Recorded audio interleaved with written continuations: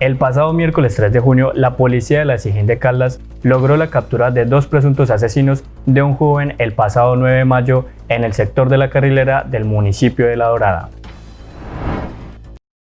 Alias Edward y alias Anderson los detuvo la SIJIN de la policía de Caldas como responsables de asesinar a Jonathan Alfredo Tunja-Zipa, de 17 años, y lesionar gravemente a Liober Andrés Pérez Marín, de 33, el 9 de mayo pasado en el sector de la Carrilera. El adolescente falleció lamentablemente el 12 de mayo en la ciudad de Ibagué.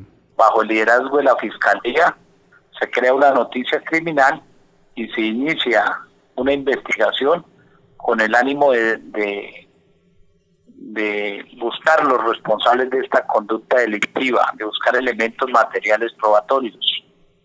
De esto pudimos obtener información y a través de entrevistas, a través de reconocimientos en álbum fotográfico, pudimos establecer que se encontraban departiendo en una finca y por temas de microtráfico, estas personas se dedican a enviar lo que es la droga, la marihuana, desde la parte externa del centro carcelario Doña Juana a través de caucheras, envían esta droga a la parte interna del centro carcelario de la misma. Logramos establecer y lograr que nuestra fiscalía, en cabeza de nuestro fiscal, expidiera ante el juez 2 órdenes de captura en contra de 2 personas, del señor Eduardo Albeiro Martínez Fernández y del señor Anderson Alfonso Ramírez, las cuales fueron ubicadas el miércoles pasado por unidades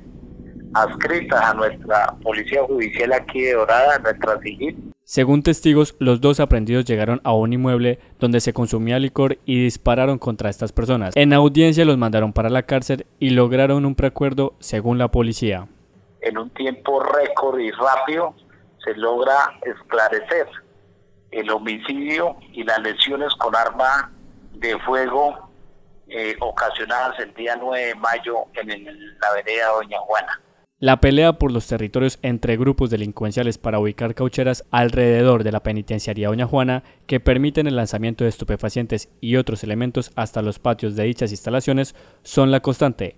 Por tal razón se extreman los controles y patrullajes sobre estos puntos. Nosotros estamos trabajando a través de nuestro Gaula, de nuestro BOE, de nuestra modelo de vigilancia, acompañados con nuestra fuerza aérea, inclusive con el mismo IP.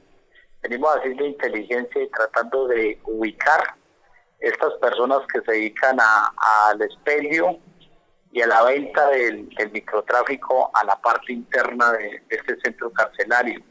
Sabemos que la modalidad es a través de caucheras, envuelven el estupefaciente en bolsas y a través de caucheras ellos logran introducir este estupefaciente a la parte interna del mismo centro carcelario.